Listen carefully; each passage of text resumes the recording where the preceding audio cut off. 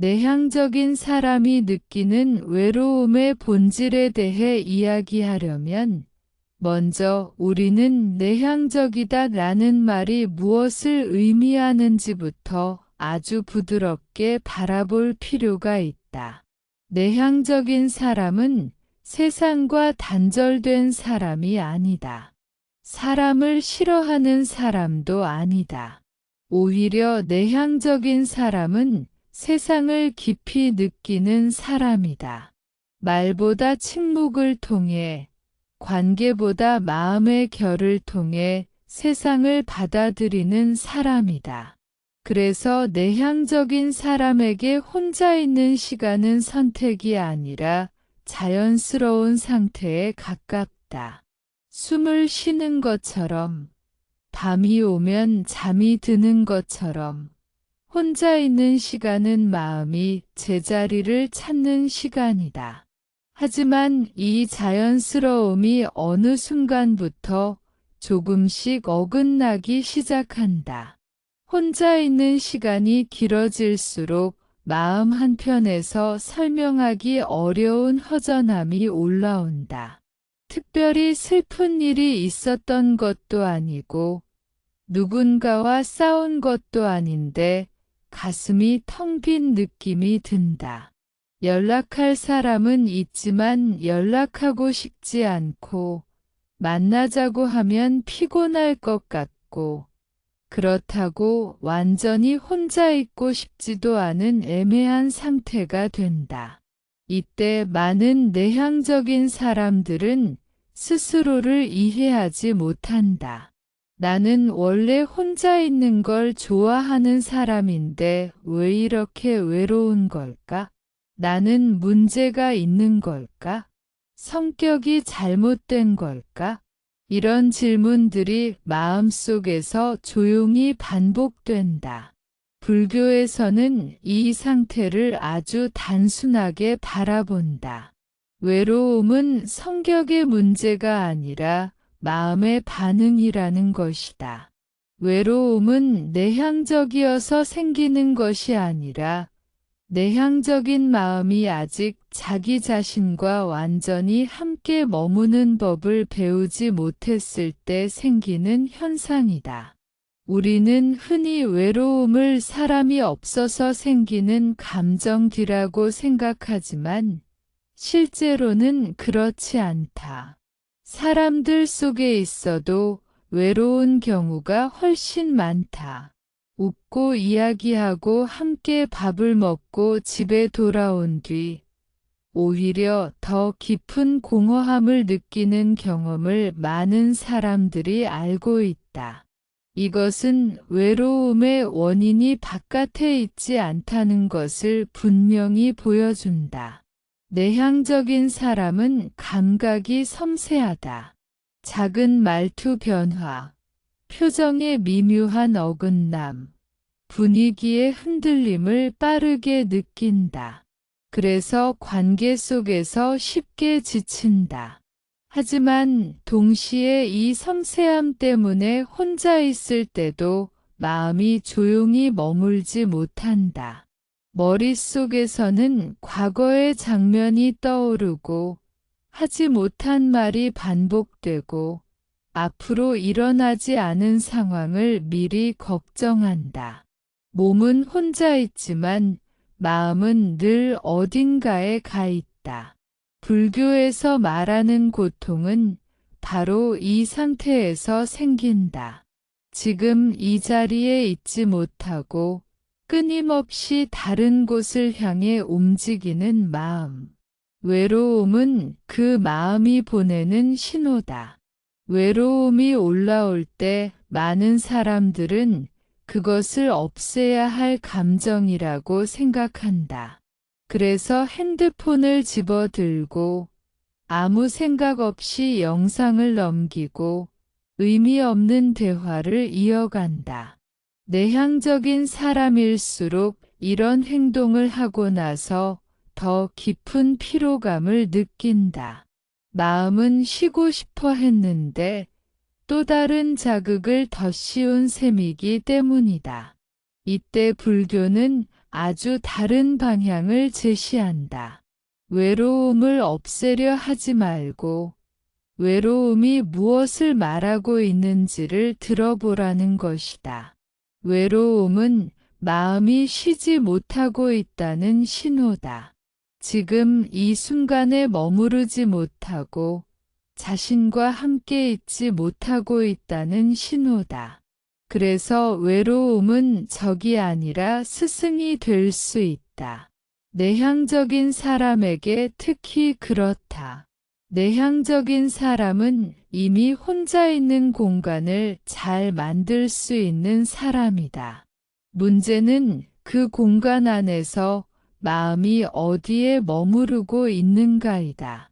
몸은 방 안에 있지만 마음은 인정받고 싶은 과거의 장면에 머무르거나 누군가에게 이해받고 싶은 기대 속을 헤매고 있다면 그 고요한 공간은 곧 외로움으로 변한다.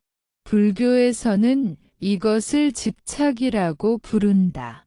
누군가에게 이해받아야 한다는 생각, 의미 있는 관계가 있어야만 가치 있는 존재라는 믿음, 혼자 있으면 뒤처진다는 두려움. 이런 생각들이 마음 깊은 곳에 남아있을 때 혼자 있는 시간은 평온이 아니라 불안이 된다. 내향적인 사람은 이런 집착을 더 조용히, 더 깊이 품고 있는 경우가 많다. 겉으로는 아무 말도 하지 않지만 마음속에서는 끊임없이 자신을 평가하고 비교한다. 그래서 외로움은 소리 없이 찾아와 오래 머문다. 여기서 중요한 것은 외로움을 분석하려 들지 않는 것이다. 왜 내가 이런 감정을 느끼는지 논리적으로 따지기 시작하면 마음은 더 복잡해진다. 불교적 접근은 훨씬 단순하다. 지금 외로움이 있구나. 이것을 있는 그대로 알아차리는 것이다.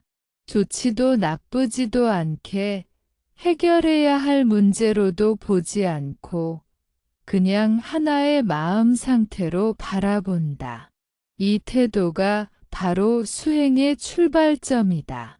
내향적인 사람은 이미 이 수행에 유리한 조건을 갖추고 있다. 혼자 있는 시간을 견딜 수 있기 때문이다. 많은 사람들은 혼자 있지 못해서 수행을 시작하기도 어렵다. 조용하면 불안해지고 침묵이 두려워서 끊임없이 소리를 찾는다. 하지만 내향적인 사람은 이미 조용한 공간에 머무를 수 있다. 다만 그 공간을 어떻게 사용하느냐가 관건이다. 외로움을 키우는 공간으로 사용할 수도 있고 마음을 쉬게 하는 공간으로 바꿀 수도 있다. 외로움의 본질을 이렇게 바라보기 시작하면 내향적인 성향은 약점이 아니라 수행의 토대가 된다. 깊이 느끼는 능력, 혼자 머무를 수 있는 힘, 내면을 바라보는 성향은 모두 불교 수행에서 매우 소중한 자질이다. 문제는 이것을 세상의 기준으로 재단하면서 스스로를 부족하다고 느끼는 데서 시작된다. 남들처럼 사교적이지 못하다는 생각, 활발하지 않다는 평가, 관계가 적다는 비교가 마음을 조용히 갉아먹는다. 그 결과로 외로움이 생긴다. 불교는 우리에게 이렇게 말한다. 당신은 이미 충분하다. 혼자 있는 당신도 완전하다.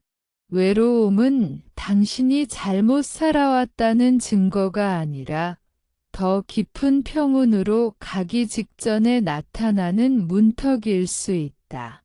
이 문턱을 피하지 않고 그대로 서서 바라볼 수 있을 때 외로움은 점점 다른 이름으로 바뀐다. 고독, 그리고 고요, 그리고 마침내 안락함으로 변한다. 이 첫 이야기는 해답을 주기 위한 것이 아니다. 다만 방향을 살짝 틀어주기 위한 것이다.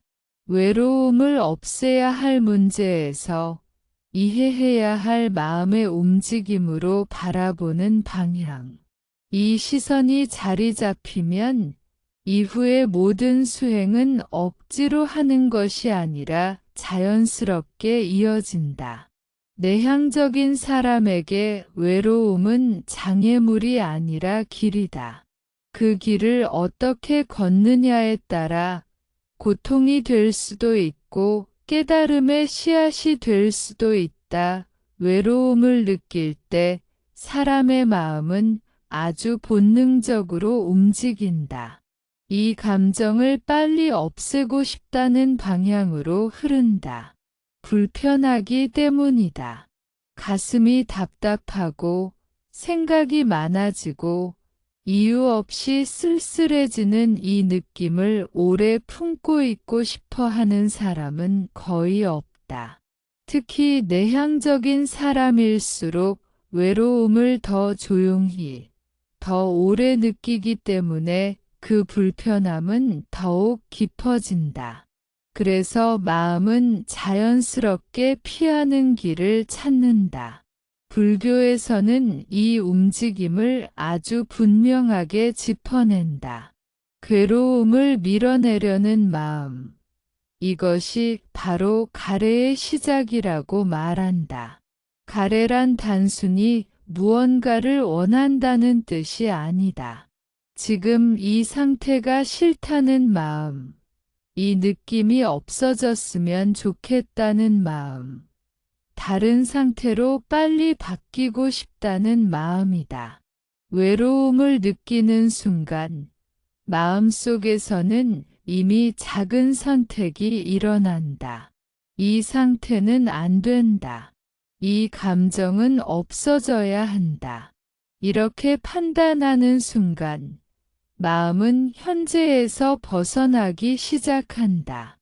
지금 이 자리에 머무르지 않고 다른 무언가를 통해 이 감정을 덮으려 한다.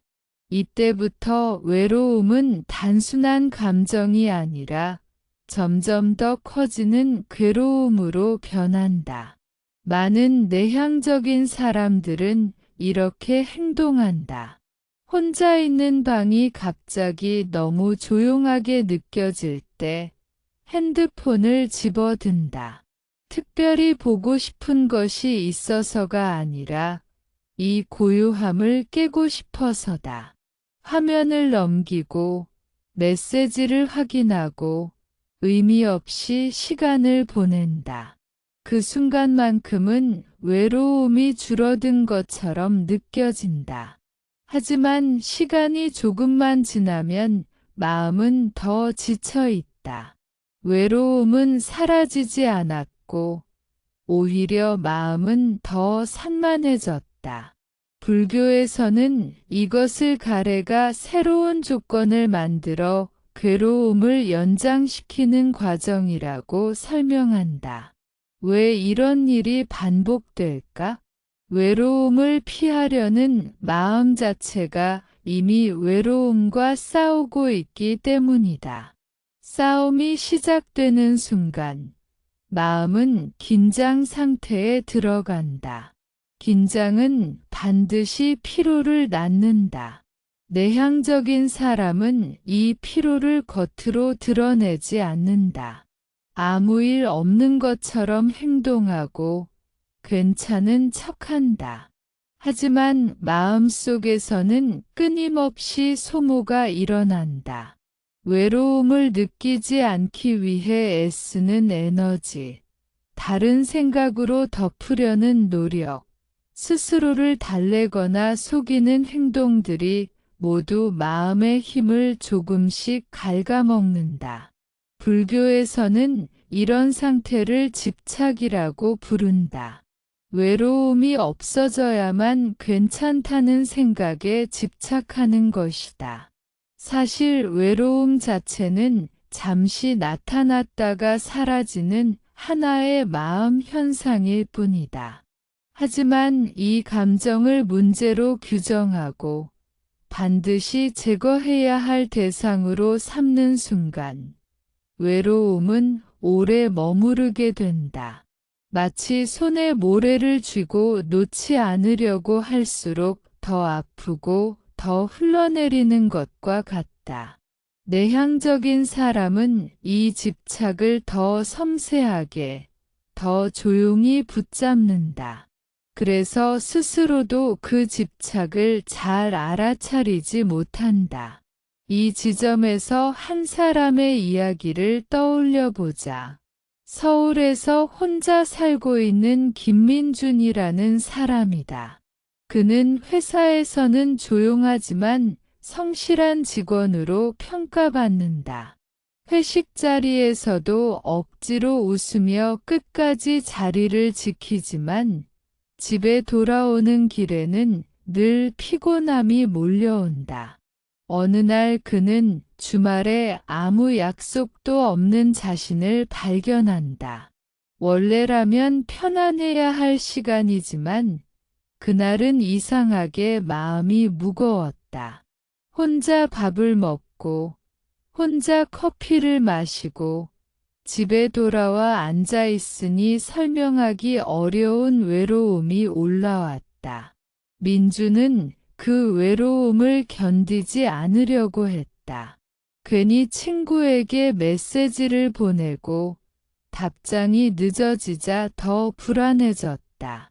결국 밤늦게까지 영상을 보며 시간을 보냈다. 하지만 잠자리에 들었을 때 마음은 더 공허했다. 그는 속으로 생각했다. 왜 이렇게까지 외로운 걸까? 나는 혼자 있는 걸 좋아하는 사람인데. 이 질문 속에는 이미 집착이 들어있다. 혼자 있는 나는 괜찮아야 한다는 생각, 외로움을 느끼면 안 된다는 기준이다. 이 기준이 외로움을 더 날카롭게 만들었다. 불교에서는 마음이 기준을 세우는 순간 고통이 생긴다고 말한다. 이래야 한다. 이러면 안 된다는 생각은 현실과 끊임없이 충돌한다. 외불교에서는 마음이 기준을 세우는 순간 고통이 생긴다고 말한다. 이래야 한다. 이러면 안 된다는 생각은 현실과 끊임없이 충돌한다. 외로움이 올라오는 것은 자연스러운 일인데 그것을 비정상으로 규정하면 마음은 스스로를 공격하게 된다. 나는 왜 이럴까? 나는 부족한가? 나는 잘못된 사람인가? 이런 생각들이 이어지면 외로움은 단순한 감정이 아니라 자기 부정으로 변한다. 내향적인 사람에게 이 과정은 아주 익숙하다. 말로 표현하지 않을 뿐, 마음속에서는 이런 독백이 반복된다. 외로움을 피하려 할수록 더 깊어지는 또 다른 이유는 우리가 외로움의 반대편에 무엇이 있는지를 잘못 생각하기 때문이다. 많은 사람들은 외로움의 반대가 사람들과의 연결이라고 믿는다. 그래서 외로움을 느낄수록 더 많은 관계를 찾고 더 많은 소통을 시도한다. 하지만 불교적 관점에서 외로움의 반대는 관계가 아니라 알아차림이다. 외로움이 있는 줄 아는 마음, 그 감정을 그대로 보고 있는 상태에서는 외로움이 뿌리내리지 못한다. 반대로 외로움을 느끼지 않으려고 도망치는 동안 마음은 계속 흔들린다. 민준도 어느 순간 이 사실을 조금씩 느끼기 시작했다. 그는 외로움을 느낄 때마다 무언가를 해야 한다는 강박이 있다는 것을 알아차렸다. 가만히 있으면 안 될 것 같고 혼자 있는 자신이 초라해 보였다. 하지만 어느 날 아주 지친 상태에서 그는 아무것도 하지 않고 소파에 앉아 있었다. 핸드폰도 들지 않고 음악도 틀지 않고 그냥 숨을 쉬고 있었다. 외로움은 여전히 있었지만 이상하게도 그날은 조금 덜 괴로웠다. 외로움을 없애려 애쓰지 않았기 때문이다. 이 경험은 아주 작지만 중요한 전환점이었다. 외로움을 피하지 않을 때, 외로움은 생각보다 큰 힘을 가지지 못한다는 사실을 몸으로 느낀 것이다. 불교 수행에서 이 지점은 매우 중요하다. 괴로움을 대상화하지 않고, 밀어내지 않고, 그대로 두는 연습. 이 연습이 없으면 어떤 수행도 오래 가지 못한다. 특히 내향적인 사람은 마음속에서 벌어지는 일을 혼자서 감당하려는 경향이 강하기 때문에 이런 알아차림이 더욱 필요하다. 외로움을 피하려는 마음을 조금만 더 깊이 들여다보면 그 밑바닥에는 두려움이 있다. 이대로 혼자 있으면 버려질 것 같다는 두려움, 의미 없는 사람이 될 것 같다는 두려움이다. 이 두려움은 대부분 과거의 경험에서 비롯된다. 인정받지 못했던 기억, 소외되었다고 느꼈던 순간들이 마음 깊은 곳에 남아있다가 고요한 시간이 찾아오면 다시 고개를 든다. 내향적인 사람은 이런 기억을 더 선명하게 간직하는 경우가 많다. 그래서 외로움은 현재의 상황이 아니라 과거의 상처와 연결되어 증폭된다. 불교는 이 모든 과정을 비난하지 않는다. 잘못되었다고 말하지 않는다. 다만 분명히 알려준다. 피하려는 마음이 괴로움을 키운다는 사실을. 외로움을 없애기 위해 애쓰는 순간, 우리는 외로움과 함께 달리고 있는 셈이다. 멈추는 방법은 아주 단순하다. 피하지 않는 것이다. 판단하지 않는 것이다. 해결하려 들지 않는 것이다. 그저 외로움이 일어났음을 아는 것. 이것이 다음 단계로 나아가기 위한 가장 중요한 준비가 된다. 이제 외로움은 더 이상 싸워야 할 대상이 아니다. 이해해야 할 마음의 움직임이다. 이 이해가 깊어질수록 외로움은 조금씩 다른 얼굴을 드러낸다. 불안에서 고요로, 결핍에서 여백으로, 두려움에서 쉼으로 바뀔 준비를 한다. 내향적인 사람에게 이 변화는 매우 자연스럽게 찾아올 수 있다. 이미 조용히 머무를 수 있는 힘을 가지고 있기 때문이다. 필요한 것은 방향을 바꾸는 용기뿐이다. 이 이야기는 아직 해결을 말하지 않는다. 다만 하나의 사실을 분명히 한다. 외로움을 피하려는 노력은 외로움을 끝내지 못한다는 것. 오히려 외로움을 더 오래 붙잡아 둔다는 것. 이 사실을 마음으로 이해하기 시작할 때, 비로소 외로움은 조금씩 풀리기 시작한다. 그리고 그 자리에 새로운 가능성이 들어온다. 혼자 있음이 두려움이 아니라 쉼이 될 수 있는 가능성이다. 외로움과 고독은 비슷해 보이지만 마음이 머무는 자리는 전혀 다르다. 많은 사람들은 이 두 단어를 같은 의미로 사용한다. 혼자 있으면 외롭다. 혼자 있으면 고독하다라고 말한다. 하지만 불교에서는 이 둘을 분명히 구분한다. 외로움은 마음이 바깥을 향해 있을 때 생기는 감정이고, 고독은 마음이 자기 자신과 함께 있을 수 있을 때 자연스럽게 드러나는 상태다. 내향적인 사람이 이 차이를 이해하지 못하면 혼자 있는 시간은 늘 불안과 공허로 채워진다.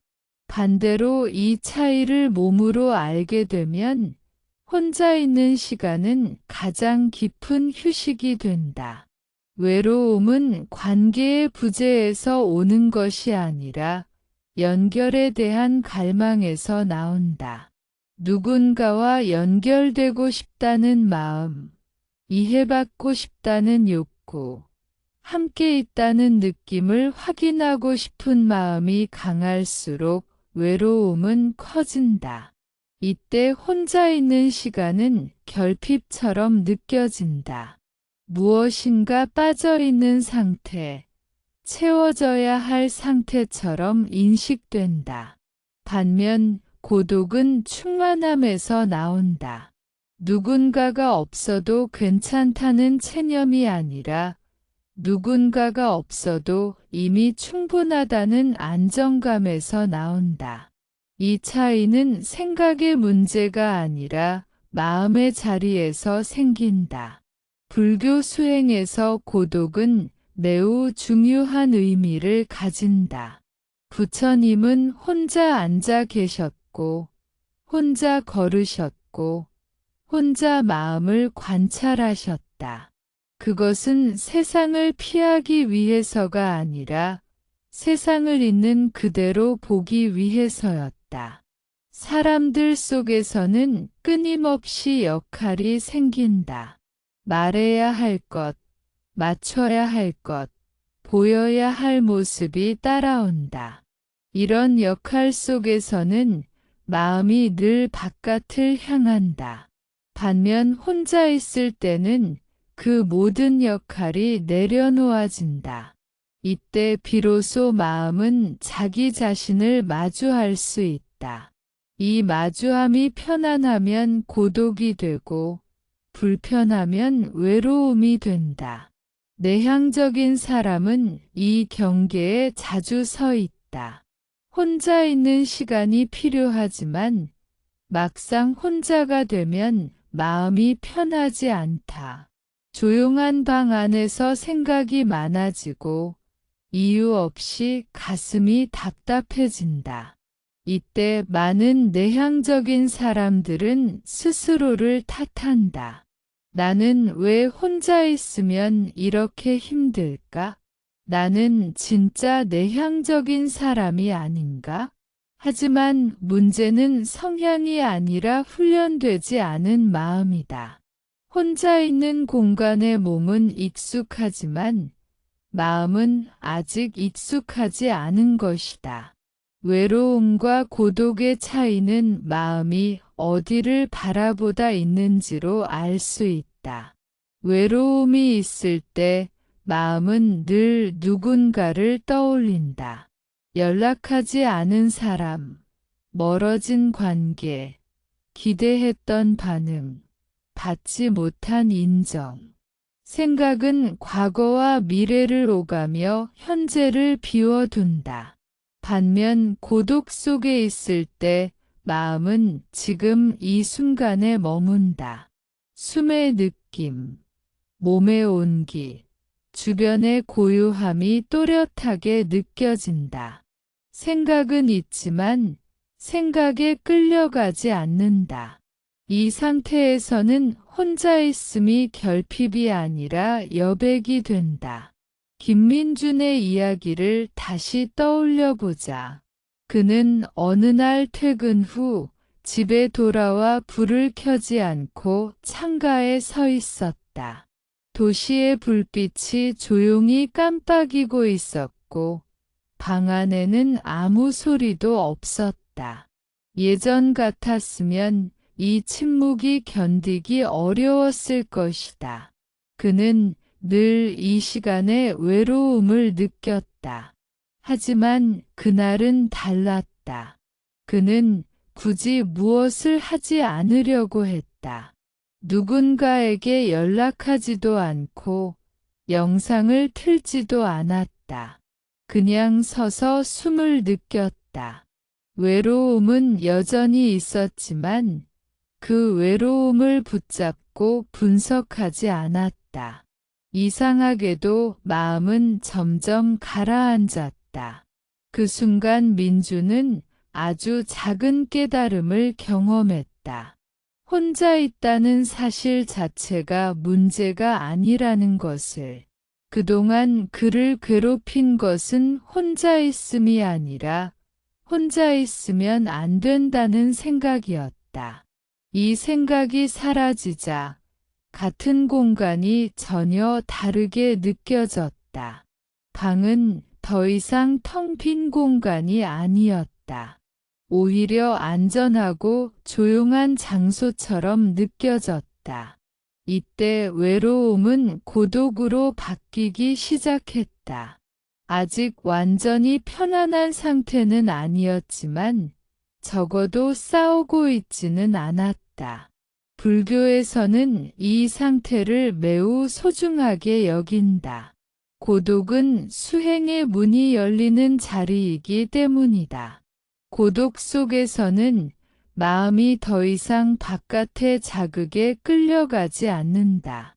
누군가의 시선, 평가, 반응에 의해 흔들리지 않는다. 대신 자기 자신의 마음 상태를 있는 그대로 볼 수 있다. 이것은 고립과 다르다. 고립은 단절이고 고독은 연결이다. 다만 그 연결의 대상이 타인이 아니라 자기 자신일 뿐이다. 내향적인 사람이 고독을 두려워하는 이유는 고독 속에서 자신의 진짜 마음을 마주해야 하기 때문이다.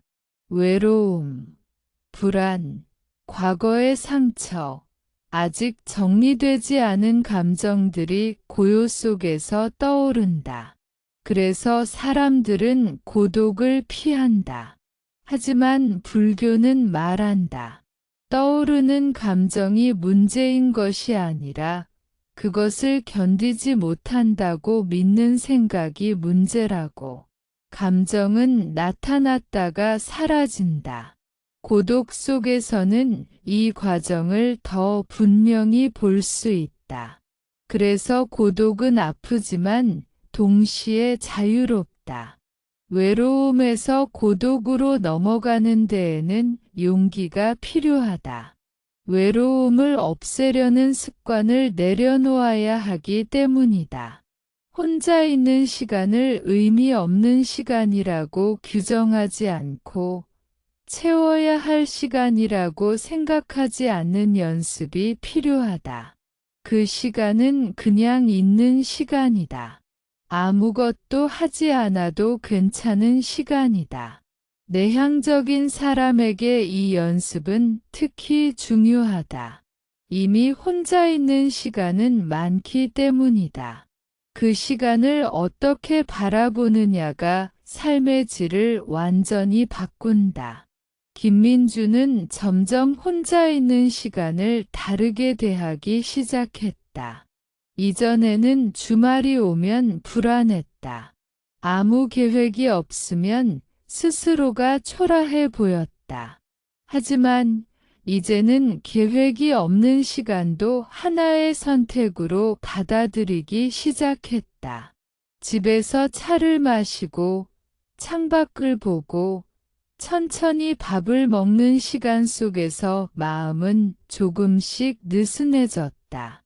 외로움이 전혀 없는 것은 아니었지만 그 외로움은 더 이상 그를 끌고 가지 못했다. 그는 외로움 위에 서 있을 수 있게 되었다. 불교가 말하는 고독의 가치는 여기에 있다. 고독은 외로움이 사라진 상태가 아니다. 외로움이 있어도 휘둘리지 않는 상태다. 마음이 자기 자리에 머무를 수 있는 힘을 갖게 된 상태다. 이 힘이 생기면 혼자 있음은 더 이상 문제를 만들지 않는다. 오히려 마음을 회복시키는 시간이 된다. 내향적인 사람은 이 힘을 기르기에 아주 좋은 조건을 가지고 있다. 이미 조용함과 친숙하기 때문이다. 외로움과 고독의 차이를 이해하는 순간 삶을 바라보는 시선이 바뀐다. 혼자 있는 날이 실패처럼 느껴지지 않는다. 사람들과 어울리지 못한 날이 뒤처진 날처럼 느껴지지 않는다. 대신 오늘 마음이 어디에 머물렀는지를 돌아보게 된다. 바깥을 향해 있었는지 아니면 자기 자신과 함께 있었는지. 이 질문은 외로움을 줄이기 위해서가 아니라 삶을 더 온전하게 살기 위해 던지는 질문이다. 이제 고독은 더 이상 피해야 할 것이 아니다. 오히려 찾아와도 괜찮은 상태가 된다. 고독은 마음을 정직하게 만들어준다. 꾸미지 않아도 되고 설명하지 않아도 된다. 그저 숨 쉬고 느끼고 존재하면 된다. 이 단순함 속에서 마음은 깊은 안정을 찾는다. 외로움이 고독으로 바뀌는 이 지점에서 수행은 비로소 현실이 된다. 이 길은 특별한 사람이 가는 길이 아니다. 조용히 자기 자신을 마주할 용기가 있는 사람이라면 누구나 걸을 수 있는 길이다. 서울의 한 아파트에 혼자 살고 있는 김민준의 일상은 겉으로 보기에는 특별할 것이 없다. 아침이면 알람 소리에 눈을 뜨고 간단히 씻은 뒤 출근 준비를 한다. 회사에서는 맡은 일을 묵묵히 해내고 불필요한 말은 하지 않는다. 동료들과 크게 부딪히는 일도 없고 평가도 나쁘지 않다. 하지만 퇴근 시간이 가까워질수록 그의 마음은 조금씩 무거워진다. 집으로 돌아가는 길이 익숙해질수록 그 길 끝에 기다리고 있는 조용한 공간이 때로는 쉼이 아니라 부담처럼 느껴지기 때문이다. 민주는 내향적인 사람이다. 사람들 속에 오래 있으면 쉽게 피로해진다. 회식이 있는 날이면 웃으며 자리를 지키지만 마음속에서는 빨리 혼자 있고 싶다는 생각이 반복된다. 그런데 아이러니컬하게도 막상 혼자가 되면 그 고요함이 마냥 편안하지는 않다. 집 문을 열고 들어와 불을 켜는 순간 설명하기 어려운 허전함이 따라 들어온다. 누군가와 헤어지고 난 뒤의 쓸쓸함과는 다르다. 이유가 분명하지 않은 공백 같은 감정이다. 어느 금요일 저녁, 회사 동료들은 자연스럽게 술자리를 약속했지만 민주는 조용히 빠져나왔다. 피곤하다는 이유를 댔지만 사실은 그 자리에 오래 머무를 힘이 없었다. 집으로 돌아오는 지하철 안에서 그는 창밖에 비친 자신의 얼굴을 바라봤다. 특별히 우울해 보이지도 크게 지쳐 보이지도 않았다.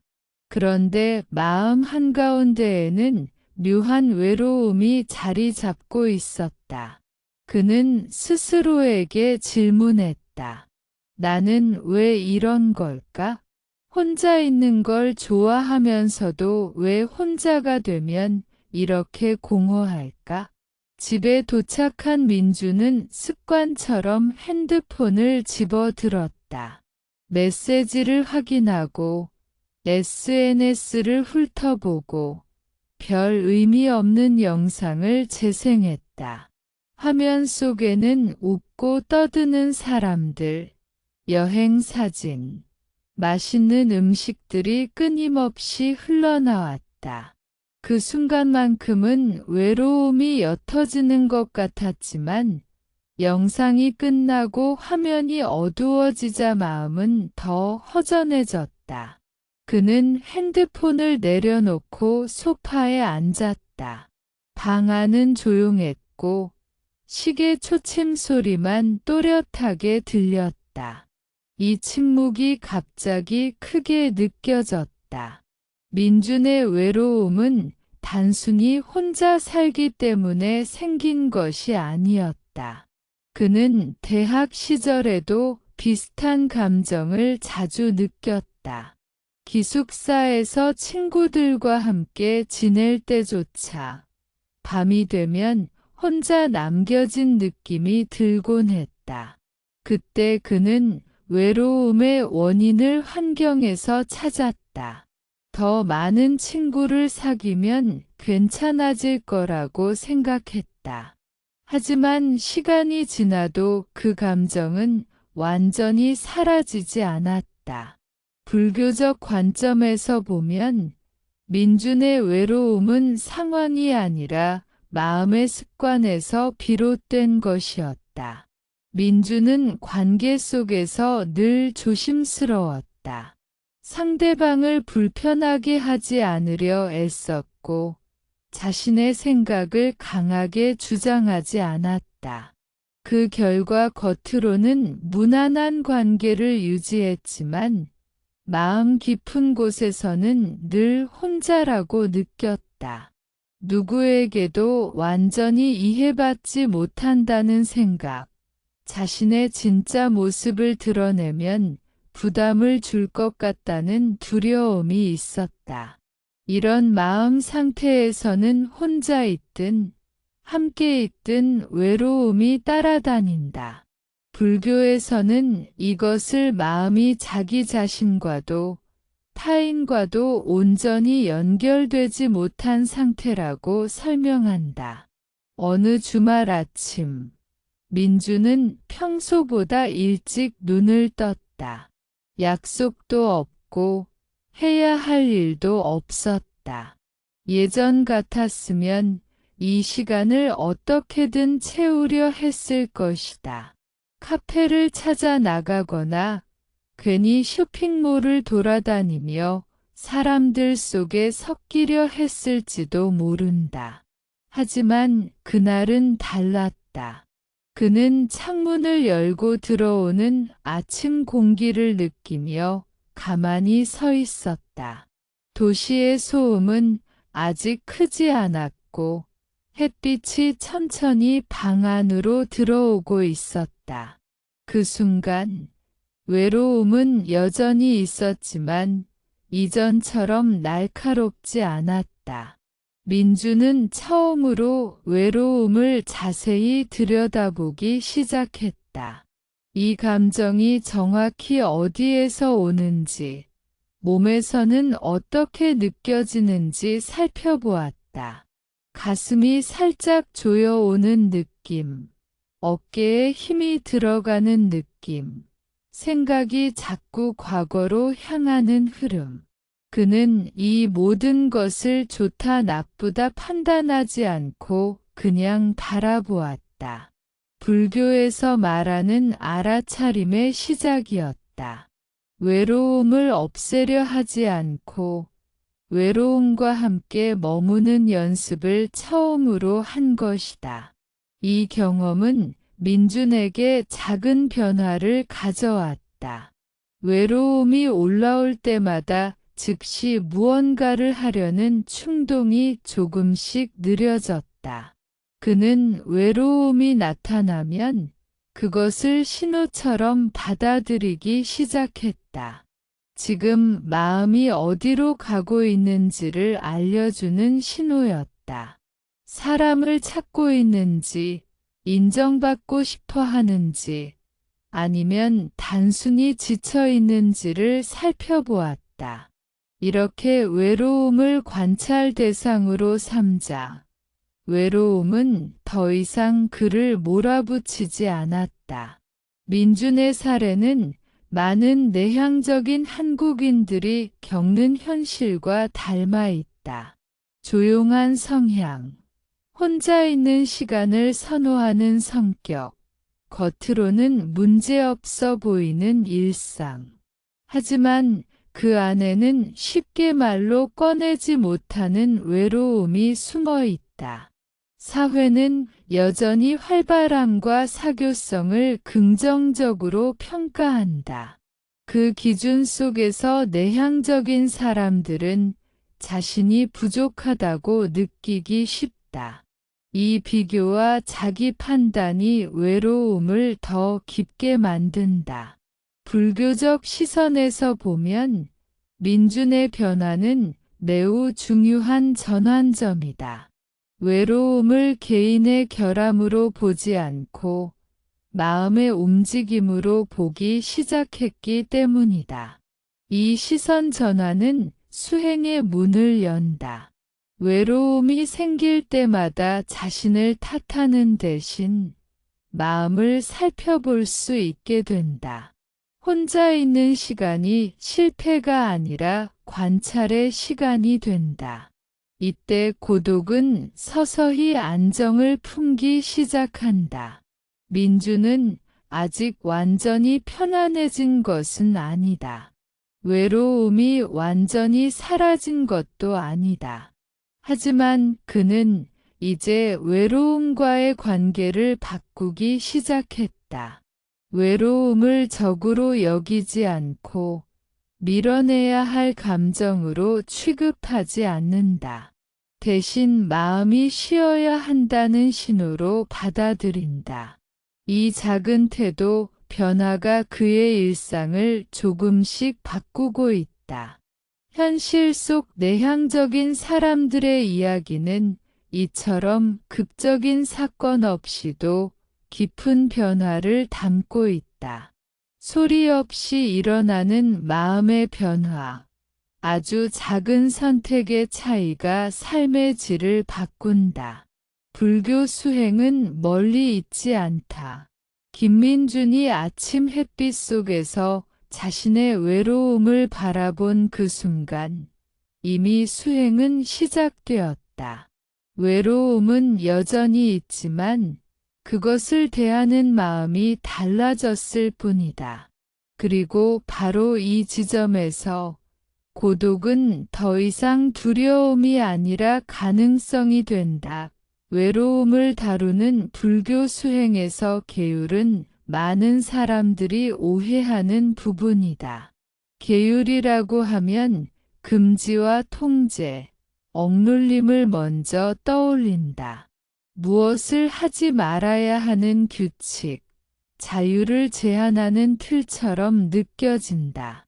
특히 내향적인 사람에게 계율은 더 부담스럽게 다가올 수 있다.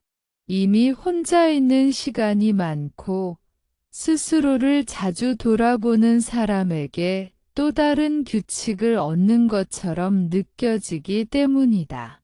하지만 불교에서 말하는 계율의 본래 의미는 전혀 다르다. 계율은 마음을 억압하는 도구가 아니라 마음을 보호하는 울타리다. 외로움이 깊어질수록 사람은 쉽게 무너진다. 마음이 허전할 때 우리는 그 허전함을 빨리 채우고 싶어진다. 이때 선택은 종종 무의식적으로 이루어진다. 필요 이상으로 자극적인 콘텐츠에 빠지거나 마음에도 없는 말을 하거나 스스로를 더 소모시키는 행동을 반복한다. 내향적인 사람은 이런 행동을 겉으로는 크게 드러내지 않지만 혼자 있는 시간 속에서 조용히 반복하는 경우가 많다. 불교적 관점에서 보면 이때 계율은 외로움을 없애는 방법이 아니라 외로움이 마음을 망가뜨리지 않도록 지켜주는 장치다. 김민주는 외로움이 올라올 때마다 자신도 모르게 핸드폰을 오래 붙잡고 있다는 사실을 알아차렸다. 처음에는 그저 습관이라고 생각했지만 조금 더 들여다보니 마음이 불안해질수록 화면에 더 의존하고 있었다. 자극적인 영상, 끝없는 비교, 의미 없는 정보들이 잠시 외로움을 가려주기는 했지만 결국 마음은 더 흐트러졌다. 그는 어느 날 스스로에게 아주 작은 약속을 했다. 외로움이 느껴질 때 최소한 충동적으로 행동하지는 말자고. 이것이 그가 실천한 첫 번째 계율이었다. 계율은 거창할 필요가 없다. 불교에서 말하는 바른 행동은 자신의 마음을 더 어지럽히지 않는 선택을 의미한다. 민준에게 그 선택은 아주 소박했다. 밤늦게까지 의미 없이 화면을 보지 않기, 마음이 지쳐 있을 때 술로 달래지 않기, 외로움을 느낄 때 스스로를 비난하는 말을 하지 않기. 이런 약속들은 겉으로 보면 사소해 보이지만 마음에는 큰 변화를 가져왔다. 외로움이 올라와도 더 이상 자신을 해치지 않는 방향으로 머물 수 있게 되었기 때문이다. 내향적인 사람은 말보다 생각이 많다. 그래서 계율은 말보다 생각의 방향에서 먼저 작용한다. 바른 말이란 타인에게 하는 말뿐만 아니라 자기 자신에게 하는 말이기도 하다. 외로움을 느낄 때 마음속에서 스스로를 깎아내리는 말들이 얼마나 자주 반복되는지 돌아보는 것이 중요하다. 나는 왜 이 모양일까? 나는 왜 이렇게 혼자인 걸까? 나는 뒤처진 것 아닐까? 이런 말들은 겉으로는 아무 소리도 나지 않지만 마음을 깊이 상하게 한다. 불교에서 말하는 바른 말은 이런 내적 독배까지 포함한다. 민주는 외로움이 올라올 때마다 자신에게 조금 더 부드럽게 말하려 노력했다. 외롭구나. 오늘은 마음이 좀 지쳐 있구나라고 인정해주는 연습이었다. 해결하려 들지 않고, 다그치지 않고, 있는 그대로 말해주는 것. 처음에는 어색했고, 효과가 있는지도 잘 몰랐다. 하지만 시간이 지나자 마음의 긴장이 조금씩 풀리는 것을 느꼈다. 계율은 이렇게 마음의 온도를 낮춘다. 외로움이라는 불씨가 크게 번지지 않도록 미리 둘러싼다. 바른 생활 또한 외로움을 다루는데 중요한 역할을 한다. 내향적인 사람은 혼자 있는 시간이 많다 보니 생활 리듬이 쉽게 흐트러진다. 늦게 자고 늦게 일어나고 끼니를 대충 때우고 몸의 감각을 무시하기 쉽다. 하지만 몸이 불안정하면 마음도 함께 흔들린다. 불교에서는 몸과 마음을 분리해서 보지 않는다. 계율은 몸을 돌보는 방식이기도 하다. 일정한 시간에 잠들고 단순한 음식을 먹고 몸을 혹사하지 않는 것. 이런 생활의 정도는 외로움을 훨씬 부드럽게 만든다. 민주는 주말마다 늦잠을 자던 습관을 조금 바꾸었다. 알람을 맞추지 않더라도 햇빛이 들어오는 시간에 일어나려고 했다. 아침에 간단히 몸을 움직이고 따뜻한 차를 마셨다. 이 작은 변화는 그의 하루 전체를 바꾸었다. 외로움이 찾아와도 마음이 덜 가라앉았다. 몸이 안정되니 마음도 덜 흔들렸기 때문이다. 계율은 이렇게 눈에 보이지 않게 외로움의 힘을 약화시킨다. 불교에서 계율은 자기 존중의 표현이다. 나는 나를 함부로 대하지 않겠다는 선언이다. 외로움이 깊어질수록 사람은 자신을 소중히 여기지 못한다. 아무렇게나 시간을 쓰고 아무 생각 없이 자신을 소모시킨다. 하지만 계율을 통해 스스로에게 경계를 세우면 마음은 점점 안전하다고 느끼기 시작한다.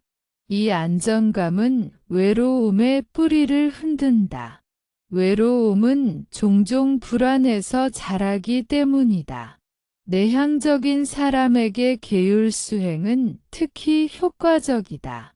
이미 혼자 있는 시간이 많기 때문에 자신의 행동과 마음을 관찰할 기회가 많다. 문제는 그 시간을 무의식적으로 흘려보내는 것이다.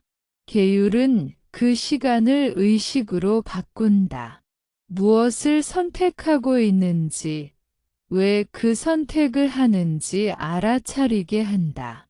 외로움이 올라올 때 예전처럼 자동으로 반응하지 않고 잠시 멈출 수 있게 된다. 이 멈춤이 수행의 핵심이다. 민주는 점점 외로움이 찾아오는 패턴을 알게 되었다. 피곤할 때, 비교할 때, 스스로를 몰아붙일 때 외로움은 더 강해졌다.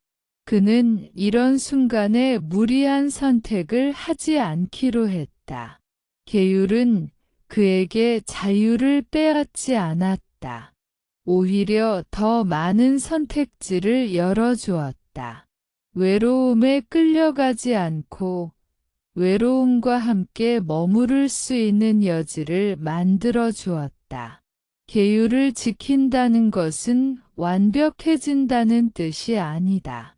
실수하지 않는다는 뜻도 아니다. 다시 흔들리고 다시 외로워질 수 있다. 하지만 계율이 있는 사람은 무너져도 깊이 무너지지 않는다. 마음을 다치게 하는 방향으로 오래 가지 않는다. 내향적인 사람에게 이 점은 매우 중요하다.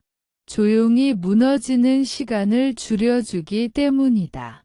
외로움을 안정시키는 계율의 힘은 이렇게 서서히 드러난다. 겉으로 큰 변화가 없어 보여도 마음의 바닥이 단단해진다. 외로움이 와도 발을 디딜 수 있는 땅이 생긴다. 이 땅 위에서 다음 단계의 수행이 가능해진다. 마음을 한 곳에 머무르게 하는 힘, 선정의 토대가 바로 이 계율 위에 놓인다. 외로움이 더 이상 마음을 휩쓸고 다니지 못하도록 조용히 그러나 분명하게 지켜주는 힘.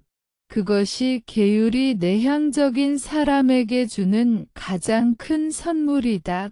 혼자 있는 시간이 두려움에서 힘으로 바뀌는 지점에는 언제나 마음이 한 곳에 머무는 힘이 자리하고 있다. 불교에서는 이 힘을 선정이라고 부른다. 선정은 특별한 상태가 아니다. 깊은 황홀이나 신비한 체험을 의미하지 않는다.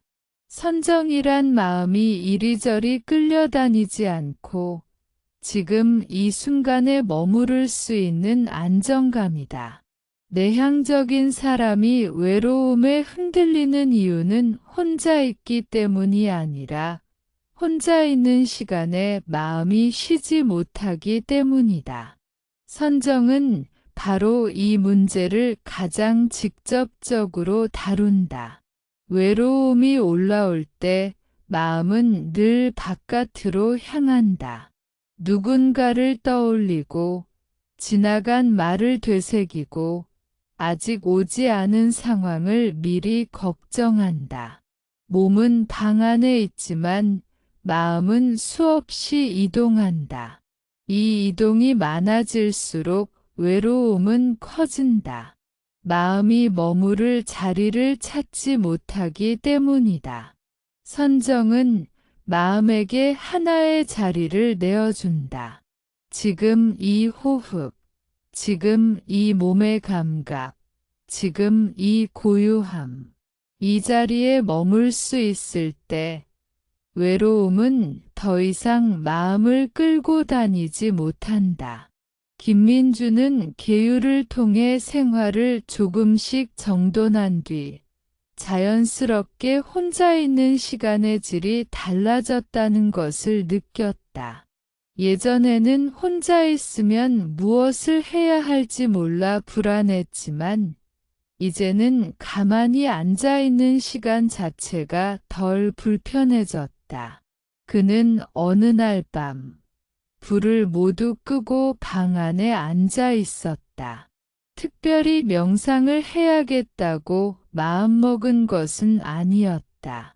그냥 하루가 너무 길게 느껴졌고 아무것도 하지 않고 싶었다.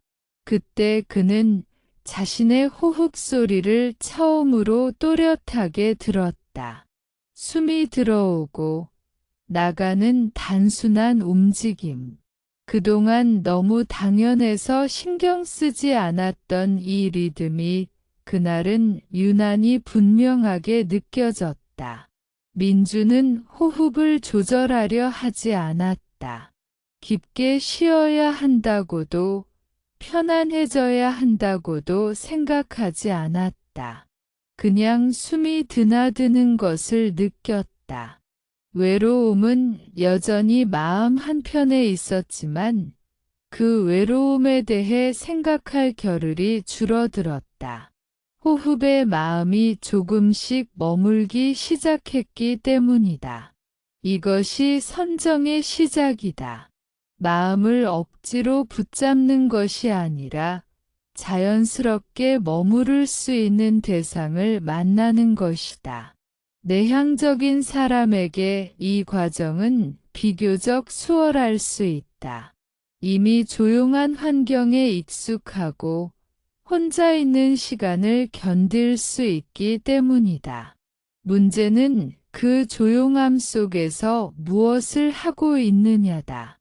생각에 빠져 있으면 조용함은 외로움이 되고 감각에 머무르면 조용함은 쉼이 된다.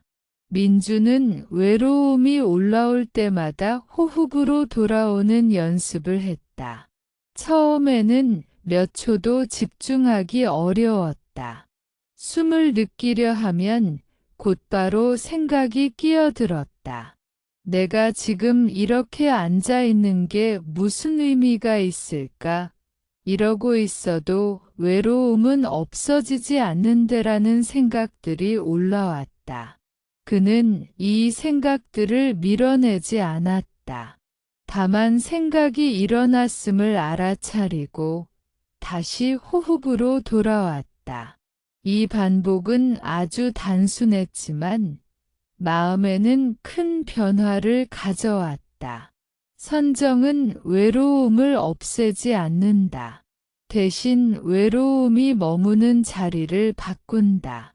외로움이 마음의 중심을 차지하지 않게 한다. 호흡에 머무는 동안 외로움은 주변으로 밀려난다. 완전히 사라지지는 않지만 더 이상 모든 것을 덮지 못한다. 이 경험이 반복되면 마음은 점점 혼자 있는 시간을 안전한 공간으로 인식하기 시작한다. 혼자 있어도 괜찮다는 느낌. 지금 이 순간에 머물 수 있다는 신뢰가 쌓인다. 내향적인 사람에게 이 신뢰는 매우 중요하다. 외로움의 밑바닥에는 종종 혼자 있으면 무너질 것 같다는 두려움이 있기 때문이다. 선정의 힘은 이 두려움을 조용히 해체한다. 지금 이 순간에 머물러도 아무 일도 일어나지 않는다는 것을 몸으로 알게 해준다. 숨을 쉬고, 앉아 있고, 느끼고 있을 뿐인데도 삶은 계속 흘러간다. 이 단순한 사실을 반복해서 체험하는 것이 선정이다. 민주는 점점 호흡 외에도 다른 감각에 머무를 수 있게 되었다. 따뜻한 차를 마실 때 컵의 온기를 느끼고 차의 향을 느꼈다. 샤워를 할 때 물이 피부에 닿는 감각에 주의를 기울였다. 걷는 동안 발바닥이 바닥을 누르는 느낌을 느꼈다. 이런 순간들에는 외로움이 거의 느껴지지 않았다. 마음이 지금에 머물러 있었기 때문이다. 선정은 이렇게 일상 속으로 스며든다. 중요한 것은 선정이 특별한 시간을 요구하지 않는다는 점이다. 따로 시간을 내서 오래 앉아 있어야만 생기는 것이 아니다. 혼자 있는 모든 순간이 선정의 연습이 될 수 있다. 내향적인 사람은 이 점에서 큰 장점을 가진다. 이미 혼자 있는 시간이 많기 때문이다. 그 시간을 생각으로 채우느냐, 감각으로 채우느냐에 따라 외로움의 밀도가 달라진다. 외로움이 가장 강하게 느껴지는 순간은 보통 밤이다. 하루의 소음이 가라앉고 해야 할 일들이 끝났을 때 마음은 갑자기 텅 빈 느낌을 받는다. 민준도 밤이 두려웠다. 하지만 그는 밤을 도망쳐야 할 시간이 아니라 선정이 가장 깊어질 수 있는 시간으로 바꾸기 시작했다. 불을 조금 어둡게 하고 조용히 앉아 숨을 느꼈다. 생각이 올라오면 올라오는 대로 두고 다시 감각으로 돌아왔다. 이 시간은 점점 그에게 쉼이 되었다. 선정이 깊어질수록 혼자 있는 시간의 성격이 달라진다. 예전에는 혼자 있다는 사실이 끊임없이 의식되었다면, 이제는 혼자 있다는 생각 자체가 줄어든다. 그냥 앉아 있고, 그냥 숨 쉬고, 그냥 느낄 뿐이다. 이 상태에서는 외로움도 고독도 모두 부차적인 것이 된다. 마음은 스스로를 붙잡고 있기 때문이다. 불교에서 말하는 안락은 바로 이 지점에서 시작된다. 누군가가 있어서 편안한 상태가 아니라 지금 이 순간에 머무를 수 있어서 편안한 상태다. 내향적인 사람에게 이 안락은 특히 깊게 다가올 수 있다. 외부 자극에 덜 의존하기 때문이다. 선정은 외로움을 적으로 만들지 않는다. 외로움이 올라와도 그 위에 머무를 수 있는 자리를 만들어준다. 민주는 이제 혼자 있는 시간을 예전처럼 두려워하지 않는다. 여전히 외로움은 찾아온다. 하지만 그는 알고 있다. 이 감정은 머물렀다 사라질 것이고 자신은 숨으로 돌아올 수 있다는 것을. 이 알미 마음을 단단하게 만든다. 혼자 있어도 무너지지 않는다는 경험은 삶 전체에 영향을 미친다. 관계에서도 덜 집착하게 되고 타인의 반응에 덜 흔들리게 된다. 선정은 외로움을 견디는 기술이 아니다. 외로움을 포함한 모든 감정을 품을 수 있는 공간을 만드는 힘이다. 이 공간이 생기면 혼자 있는 시간은 더 이상 공백이 아니다. 마음이 쉬고 회복되는 자리다. 내향적인 사람에게 이 변화는 삶의 방향을 바꿀 만큼 깊다. 외로움이 두려움에서 쉼으로 바뀌는 순간, 수행은 더 이상 노력하지 않아도 자연스럽게 이어진다. 그리고 이 선정 위에서 다음 단계의 지혜는 조용히 싹트기 시작한다. 선정이 어느 정도 자리를 잡기 시작하면 마음은 이전과 다른 질문을 던지기 시작한다. 외로움을 어떻게 없앨 것인가라는 질문이 아니라 이 외로움은 도대체 무엇인가라는 질문이다. 이 질문은 분석을 위한 것이 아니다. 해결책을 찾기 위한 것도 아니다. 그저 지금 마음속에 나타난 현상을 있는 그대로 보고 싶다는 자연스러운 호기심에서 나온다. 불교에서는 이 지점을 지혜의 문이 열리는 순간이라고 말한다. 지혜란 많이 아는 것이 아니라 있는 것을 있는 그대로 보는 눈이다. 외로움은 늘 하나의 덩어리처럼 느껴진다. 무겁고 깊고 쉽게 사라지지 않는 감정처럼 보인다. 그래서 사람들은 외로움을 나의 일부, 나라는 사람의 성격이나 운명처럼 받아들이기도 한다. 나는 원래 외로운 사람이라는 생각은 그렇게 만들어진다. 하지만 선정의 힘으로 마음이 조금 안정되면 외로움은 더 이상 하나의 고정된 실체처럼 보이지 않는다. 대신 여러 조건이 모여 잠시 나타난 하나의 현상처럼 보이기 시작한다. 김민준도 어느 날 이런 변화를 느꼈다. 외로움이 올라오는 순간 예전처럼 마음이 바로 그 감정 속으로 빨려 들어가지 않았다. 대신 그는 속으로 이렇게 알아차렸다.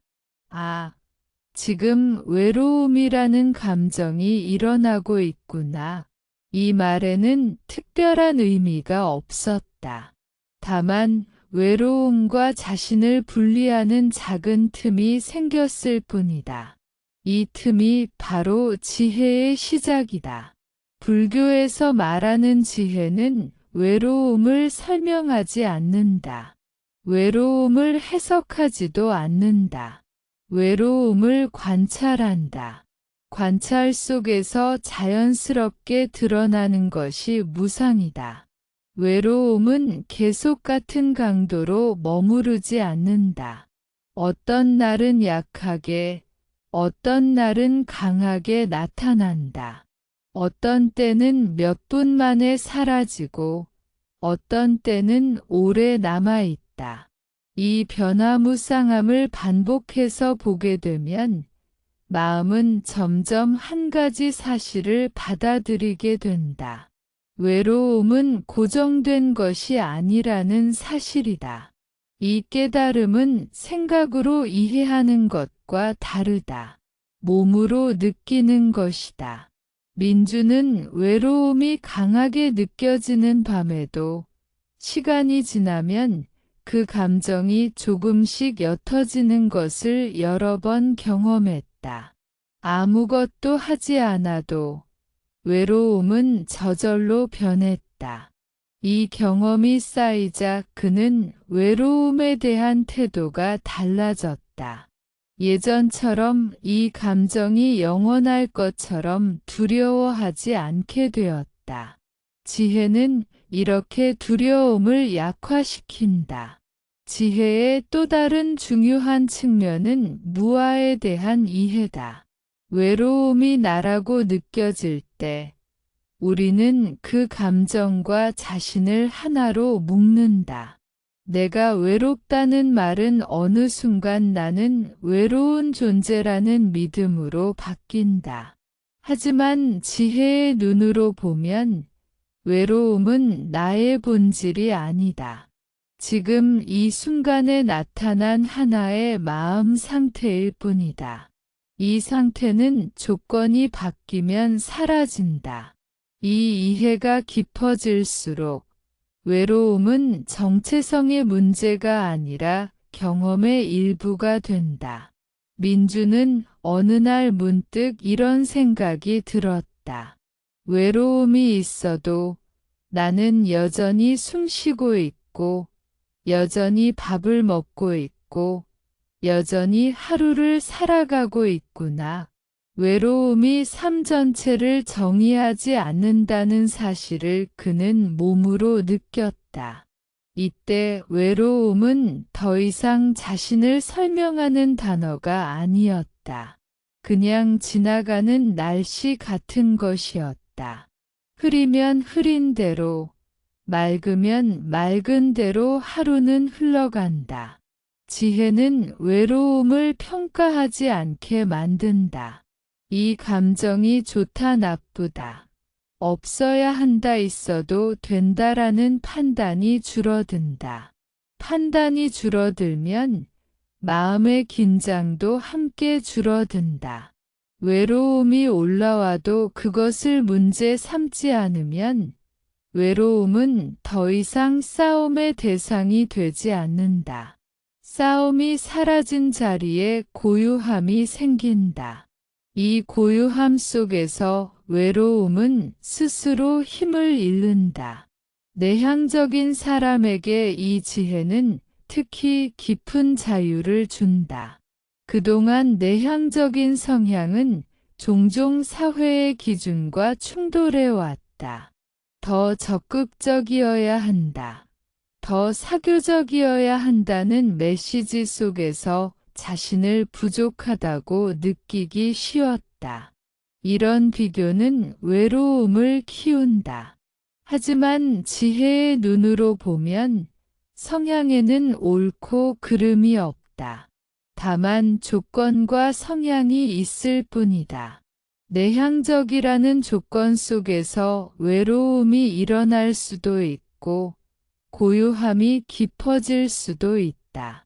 이것을 이해하면 스스로를 비난할 이유가 사라진다. 민주는 더 이상 자신의 외로움을 고쳐야 할 결함으로 보지 않았다. 대신 이것이 자신의 마음이 보내는 하나의 신호라는 것을 알게 되었다. 지쳐 있다는 신호, 연결을 갈망하고 있다는 신호, 혹은 단순히 휴식이 필요하다는 신호. 이 신호를 해석하려 들지 않고 그냥 알아차리는 것만으로도 마음은 한결 가벼워졌다. 지혜는 또한 외로움이 어디에서 오는지를 분명히 보게 한다. 외로움은 대부분 지금 이 순간에서 벗어날 때 강해진다. 과거의 장면을 반복하거나 미래의 상황을 미리 그릴 때 외로움은 힘을 얻는다. 반대로 지금 이 순간에 머무를 때 외로움은 설 자리를 잃는다. 이 사실을 여러 번 확인하면 마음은 자연스럽게 현재로 돌아오는 길을 익힌다. 이것은 억지로 하는 것이 아니라 외로움이 힘을 잃는 방향으로 마음이 스스로 움직이는 것이다. 불교에서 말하는 지혜는 차갑지 않다. 오히려 매우 따뜻하다. 외로움을 냉정하게 분석하는 것이 아니라 외로움마저도 이해의 대상으로 품기 때문이다. 외로움이 나타났을 때 이제 민주는 자신에게 이렇게 말할 수 있었다. 아, 이런 감정도 오는구나. 이 말에는 거부도 집착도 없다. 그저 인정이 있다. 이 인정 속에서 마음은 더 이상 스스로를 공격하지 않는다. 지혜가 깊어질수록 외로움은 삶을 가르치는 스승처럼 느껴지기 시작한다. 외로움이 나타날 때마다 마음은 더 미세해진다. 자신의 상태를 더 잘 알게 되고 무엇이 필요한지도 더 분명해진다. 이것은 외로움을 좋아하게 된다는 뜻이 아니다.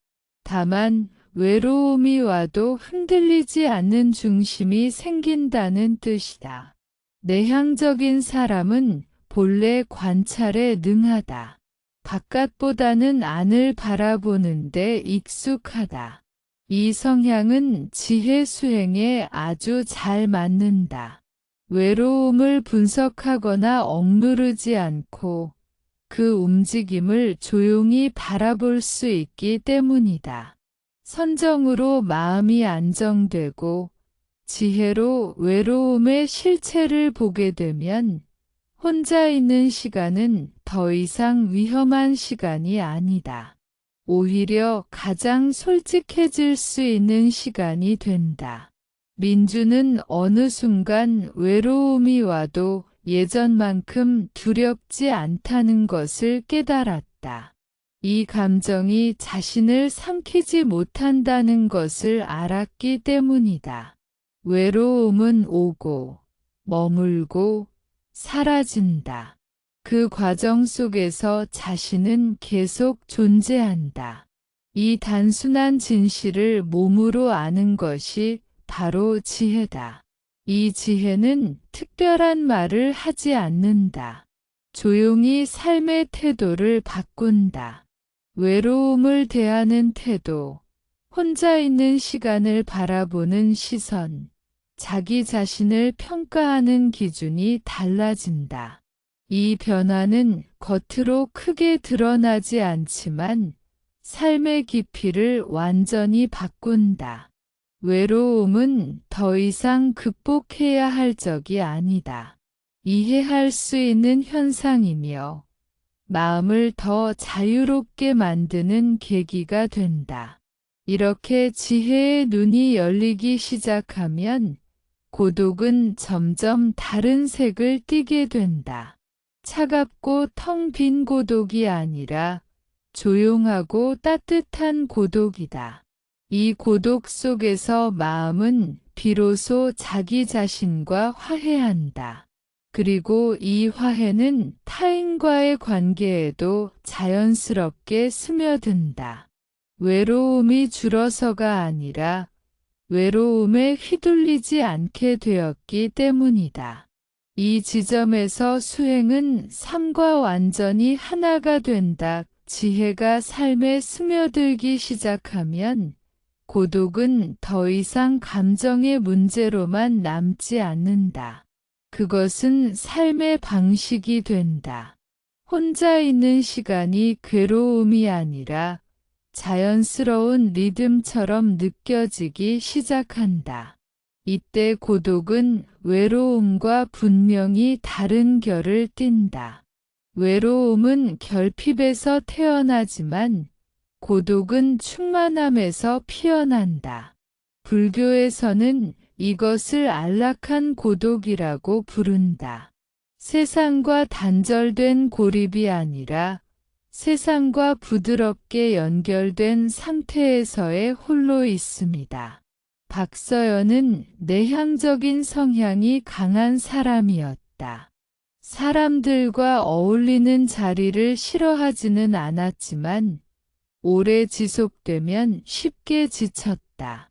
회식 다음 날이면 이유 없이 마음이 텅 빈 느낌이 들었고 집에 돌아와 혼자 앉아 있으면 외로움이 밀려왔다. 예전에 그녀는 이 감정을 없애기 위해 다시 사람을 찾았다. 메시지를 보내고 약속을 만들고 스스로를 바쁘게 만들었다. 하지만 그럴수록 마음은 더 메말라 갔다. 불교 수행을 접한 뒤 서연은 혼자 있는 시간을 피하지 않기로 마음먹었다. 대신 그 시간의 질을 바꾸고자 했다. 혼자 있다는 사실을 문제로 삼지 않고 그 안에서 마음이 어떻게 움직이는지를 살폈다. 처음에는 불안이 올라왔다. 이러다 정말 혼자가 되는 건 아닐까 하는 두려움이었다. 하지만 숨을 고르고 몸의 감각에 주의를 두며 그 불안을 바라보자 그것도 하나의 파도처럼 일어났다 사라졌다. 안락한 고독은 외부 조건으로 만들어지지 않는다. 조용한 방, 넓은 자연, 휴대폰 없는 시간 같은 것들은 도움이 될 수 있지만 그것이 전부는 아니다. 진짜 안락함은 마음이 자신과 싸우지 않을 때 생긴다. 혼자 있음이 틀렸다는 생각, 부족하다는 평가, 뒤처졌다는 비교가 멈출 때 고독은 비로소 쉼의 공간이 된다. 서연은 어느 날 저녁 불을 낮추고 차를 끓여 마시며 창밖을 바라보다 있었다. 특별한 감정은 없었다. 기쁨도 슬픔도 아닌 그저 고요한 상태였다. 예전 같으면 이런 시간을 허무하다고 느꼈을 것이다. 하지만 그날은 달랐다. 마음이 편안했고 자신에게 부족한 것이 없다는 느낌이 들었다. 이 순간을 채우기 위해 누군가를 불러야 할 이유도 없었다. 이때 그녀는 처음으로 고독이 따뜻할 수 있다는 사실을 몸으로 알았다. 불교에서 말하는 안락은 쾌락과 다르다. 자극적인 즐거움이 아니라 흔들림이 적은 상태다. 고독이 안락해진다는 것은 혼자 있는 동안 마음이 크게 출렁이지 않는다는 뜻이다. 외로움이 올라와도 그것을 적으로 삼지 않고 지나가게 둘 수 있을 때 고독은 안정을 품는다. 이 안정은 혼자 있을 때만 적용되지 않는다. 사람들 사이에 있어도 유지된다. 내향적인 사람에게 이 경지는 매우 중요하다. 왜냐하면 혼자 있는 시간이 많을수록 그 시간이 괴로우면 삶 전체가 괴로워지기 때문이다.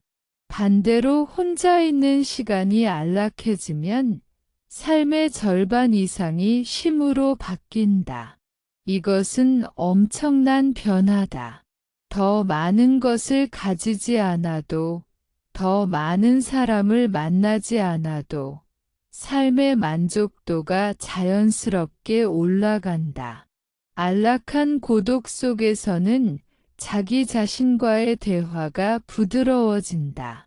자책의 목소리가 줄어들고 다그침 대신 이해가 자리 잡는다.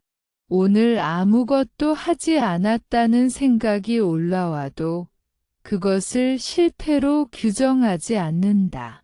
쉬는 날이 필요했구나. 마음이 조용해지고 싶었구나 하고 받아들인다. 이 수용이 쌓일수록 자기 자신은 더 이상 부담스러운 존재가 아니다. 가장 편안한 동반자가 된다.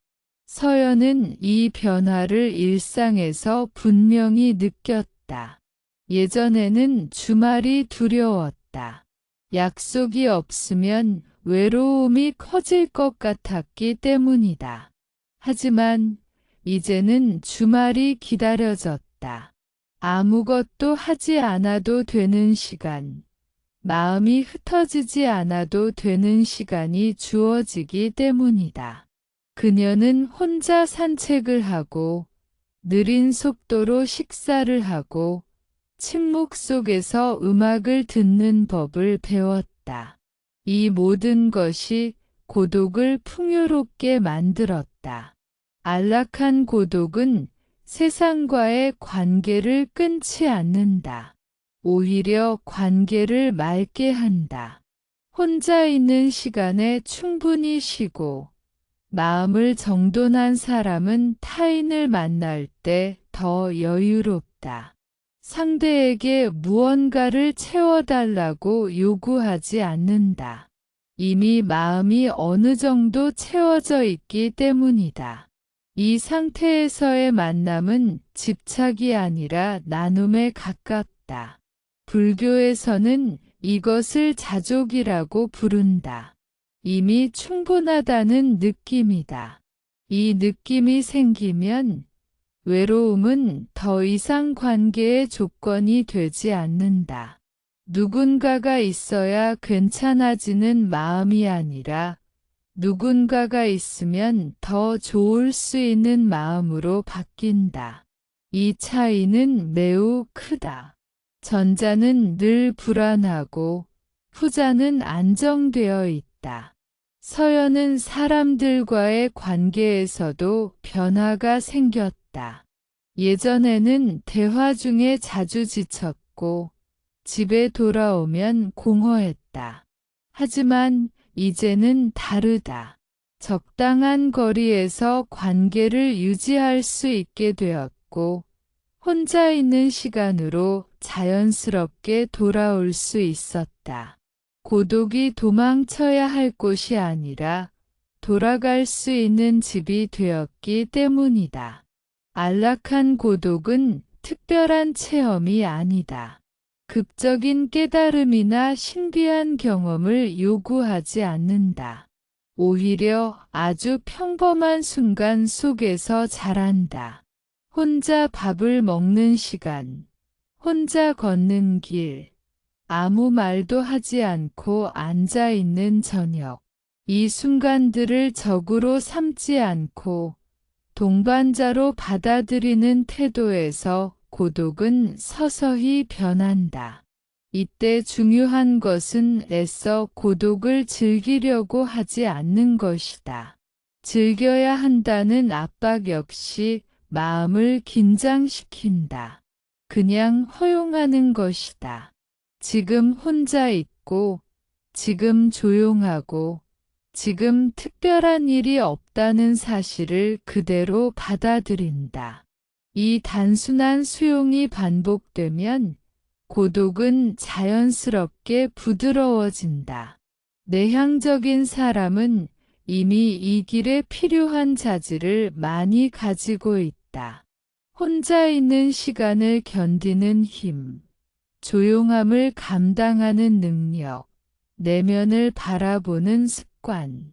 여기에 불교의 지혜가 더해지면 고독은 짐이 아니라 자원이 된다. 마음을 회복시키고 삶의 방향을 점검하게 해주는 소중한 공간이 된다.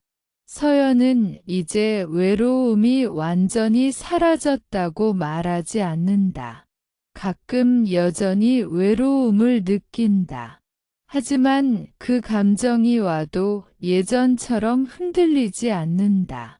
왜냐하면 그녀에게는 돌아올 수 있는 안락한 고독이 있기 때문이다. 이 고독은 그녀를 세상에서 떼어놓지 않는다. 오히려 세상 속에서 자신을 잃지 않게 해준다. 이렇게 고독이 안락해질 때 삶은 더 단순해진다. 필요 없는 소음이 줄어들고 정말 중요한 것들이 또렷해진다. 무엇을 해야 하는지보다 어떻게 존재할 것인지가 더 중요해진다. 그리고 이 존재의 방식 속에서 내향적인 사람은 더 이상 외로움의 희생자가 아니다. 조용한 중심을 가진 사람으로 서 있게 된다. 이 고요한 중심은 쉽게 흔들리지 않는다. 사람들 사이에 있어도 혼자 있어도 유지된다. 외로움이 와도 그것을 품을 수 있고 고독이 깊어져도 그것에 잠기지 않는다. 이 균형 속에서 마음은 진정한 자유를 맛본다.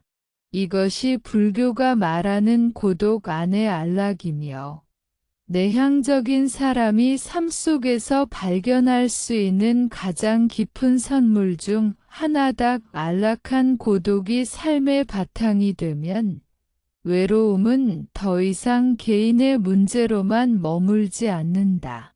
그것은 삶을 바라보는 관점 전체를 바꾼다.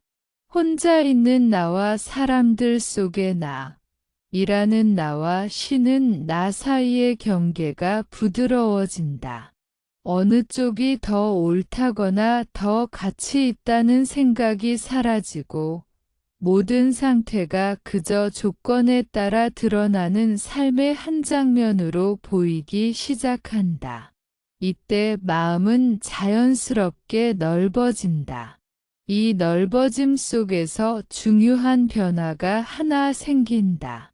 외로움을 숨기지 않게 된다는 점이다. 예전에는 외로움을 느끼는 자신이 약하다고 생각하거나 부족하다고 여겼다. 그래서 그 감정을 애써 부정하거나 덮으려 했다. 하지만 이제는 다르다. 외로움이 올라오면 아, 그렇구나 하고 알아차릴 수 있다. 이 알아차림에는 부끄러움도 변명도 없다. 그저 지금의 마음 상태를 인정하는 정직함이 있다. 정지훈은 오랫동안 외로움을 숨기며 살아온 사람이었다. 회사에서는 성실하고 조용한 직원이었고, 친구들 사이에서는 늘 잘 들어주는 사람이었다. 하지만 집에 돌아오면 말없이 쌓인 피로와 공허함이 그를 기다리고 있었다. 그는 이 감정을 들키지 않기 위해 더 단단해지려 했고, 더 괜찮은 척을 했다. 그럴수록 마음은 점점 고립되었다. 불교 수행을 통해 지훈은 외로움을 없애는 대신 외로움 앞에 솔직해지는 연습을 했다. 혼자 있는 밤, 가슴이 텅 빈 느낌이 들 때 그는 도망치지 않았다. 대신 그 느낌을 몸에서 찾았다. 가슴이 답답한지, 배가 긴장되는지, 숨이 얕아지는지를 느꼈다. 감정을 이야기로 만들지 않고 감각으로 돌아오자 외로움은 생각보다 단순한 형태로 느껴졌다. 이 경험은 지훈에게 큰 전환점이 되었다. 외로움이 생각 속에서 부풀려질 때는 견디기 힘들었지만 몸의 감각으로 돌아오면 그 강도가 확연히 줄어들었다. 그는 깨달았다. 외로움 그 자체보다 외로움에 대한 생각이 더 큰 고통을 만든다는 사실을.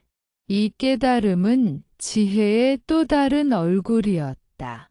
지혜가 깊어질수록 외로움은 타인에 대한 이해로 확장된다. 나만 외로운 것이 아니라는 사실이 자연스럽게 느껴진다. 길을 걷는 사람들, 지하철에 앉아 있는 사람들, 웃고 떠드는 사람들 안에도 각자의 외로움이 있음을 직관적으로 알게 된다. 이 이해는 연민으로 바뀐다. 불쌍해서가 아니라 서로 비슷한 조건 속에 있다는 공감에서 나오는 연민이다. 지훈은 사람들을 바라보는 시선이 달라졌다고 느꼈다. 예전에는 사람들 사이에서 더 고립감을 느꼈다. 모두가 잘 지내는 것처럼 보였기 때문이다. 하지만 이제는 그 웃음 뒤에 숨은 긴장과 피로를 함께 볼 수 있었다. 이 시선은 그를 더 따뜻하게 만들었다. 있었다. 말수가 적은 동료에게 이전보다 편안하게 말을 걸 수 있었고, 굳이 깊은 대화를 하지 않아도 함께 있는 시간을 존중할 수 있었다. 이 단계에서 외로움은 더 이상 개인의 약점이 아니다. 인간 조건의 일부로 받아들여진다. 태어남 자체가 홀로 오는 것이고, 죽음 또한 홀로 맞이한다는 사실을 생각하면 고독은 피해야 할 예외가 아니라 삶의 본질에 가깝다. 이 사실을 받아들일 때 외로움은 삶을 위협하지 않는다. 오히려 삶을 깊게 만든다. 불교에서는 이것을 생사관의 성숙이라고 말한다. 모든 것은 함께였다가 흩어지고 모였다가 사라진다. 관계도, 감정도, 순간도 마찬가지다. 외로움은 이 흐름 속에서 자연스럽게 나타나는 파장이다. 이 파장을 거부하지 않을 때 마음은 흐름과 싸우지 않게 된다. 싸움이 멈추면 고통도 줄어든다. 지후는 이제 외로움이 와도 예전처럼 자신을 몰아붙이지 않는다. 왜 나는 이럴까? 왜 아직도 혼자일까 같은 질문 대신 지금 마음이 쉬고 싶어 하는구나 하고 받아들인다. 이 태도는 삶 전반에 영향을 미쳤다. 이래서 실수가 생겨도 자신을 심하게 비난하지 않았고, 관계에서 어색한 순간이 와도 그 상황을 있는 그대로 넘길 수 있었다. 외로움을 품을 수 있는 마음은 강하다. 무뎌서가 아니라 유연하기 때문이다. 감정을 밀어내지 않고 감정에 휘둘리지도 않는다. 이 균형은 하루아침에 생기지 않는다. 반복되는 알아차림과 수용 속에서 서서히 길러진다. 하지만 한 번 자리 잡으면 삶의 많은 영역에서 버팀목이 된다. 내향적인 사람에게 이 단계는 특히 중요하다. 혼자 있는 시간이 많은 만큼 그 시간에 자신과 어떤 관계를 맺느냐가 삶의 질을 좌우한다. 외로움과 적대적인 관계를 맺으면 혼자 있는 시간은 감옥이 된다. 하지만 외로움을 이해하고 품는 관계를 맺으면 혼자 있는 시간은 성장이 된다. 지후는 이제 혼자 있는 시간을 통해 자신을 돌본다.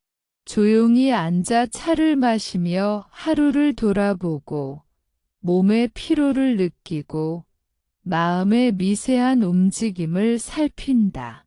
이 시간은 생산적이지 않을 수 있다. 눈에 보이는 성과도 없다. 하지만 이 시간이 있기에 그는 다시 세상으로 나갈 수 있다. 고독은 그에게 재충전의 공간이 되었다. 이 과정에서 중요한 것은 특별해지려 하지 않는 것이다. 외로움을 수행의 재료로 삼되 그것을 극복했다거나 초월했다고 생각하지 않는다. 그런 생각은 다시 비교와 평가를 낳는다. 대신 매 순간의 마음 상태를 소중히 여긴다. 외로움이 있으면 있는 대로, 평온하면 평온한 대로, 이 평등한 태도가 마음을 자유롭게 한다. 마침내 외로움은 삶의 적이 아니라 삶을 비추는 거울이 된다.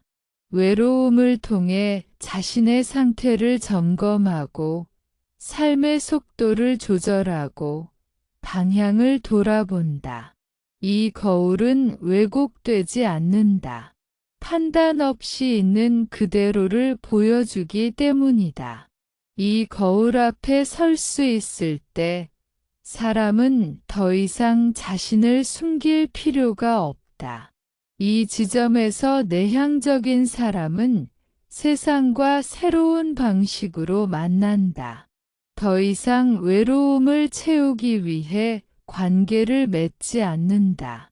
대신 이미 충분히 살아있는 자신으로 관계에 들어간다. 이 만남은 가볍고 진실하다.